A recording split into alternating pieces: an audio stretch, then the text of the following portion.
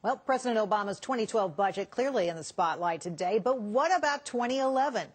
We're quickly running out of money, and Congress's continuing resolution, they call it the CR, that's what's kept the government operating, expires on March 4th.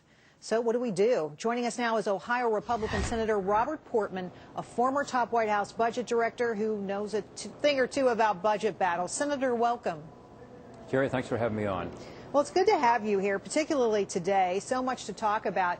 Let's discuss for a second this continuing resolution. There was a proposal Friday to put another one in place. Why can't Congress get its act together and actually act on this thing and make some decisions?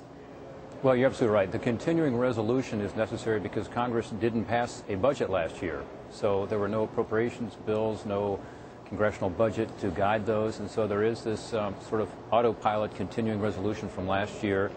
And what we're saying as Republicans is, given the deficit and debt, and by the way, the administration has just told us that we have another record deficit this year, we need to make some cuts in the spending.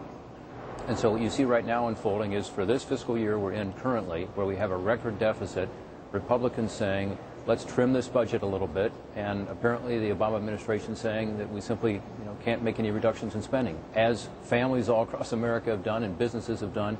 So it's sort of a classic battle. It's a classic battle, but the Democrats are putting the responsibility squarely at the feet of the Republicans, saying that they're pushing the government to the brink and the budget to the brink. Is that true?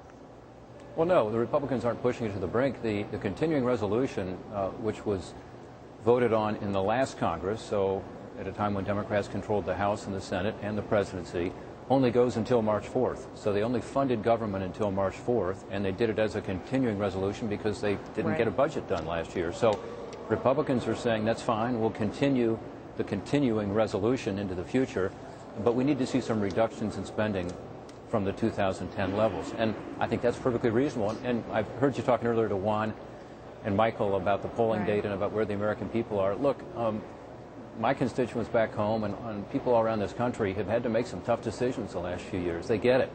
And they expect us to be good stewards of the taxpayer dollar and to see some slight reductions. What the Republicans are talking about in the House, by the way, is about 2 pennies on the dollar, even less, in terms of the reductions of spending that the federal government will do this year. So these are not dramatic cuts, but they are necessary reductions to begin to get our fiscal house back in order.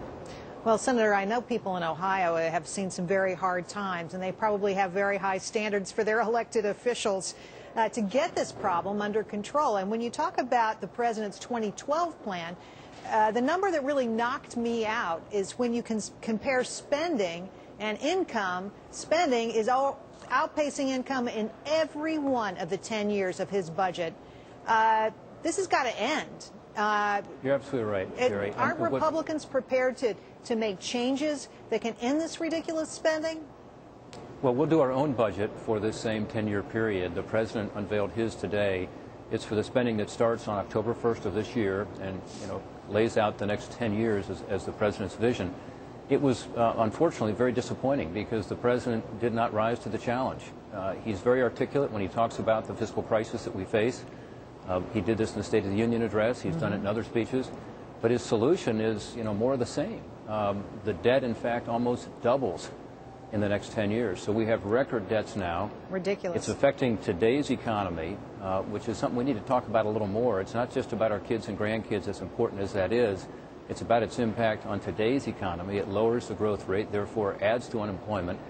Interest rates are starting to pressure up a little bit. And if you don't get this deficit and debt under control, that will affect all of us. A 1% increase in interest rates is another $140 billion a year in deficits. Think about that. That's because astonishing. Of the fact that we have such big debts and deficits. So we need to get it under control. The president's budget, unfortunately, does not do that. But there's an opportunity here for all of us with the continuing resolution debate you talked about and then with the budget coming up for us to work together to try to solve these problems. How do you get the two sides together, though? All of this has to be done within a political context. You've been through these budget battles before. What will make it happen? Well, the American people will make it happen. I mean, I believe in my heart that when the American people are presented with the size and scope of this problem, and a lot of people are already focused on it, more will be, particularly over the next couple of weeks as we talk about these issues, they're going to say, let's follow a common sense route. Let's start to get our fiscal house in order in ways that doesn't hurt the economy, but actually helps the economy. Because right now the economy is being hurt by the excessive spending and the huge debts and deficits. So I think the American people will continue to speak, and I think Democrats and Republicans alike will listen. I think the president, again, talks about the issue in a very eloquent way. The question is, how are we going to get our hands around this? And that will be the challenge over the next several months. Well, and it's a very big hurdle and date. Senator Portman, thanks for your help today.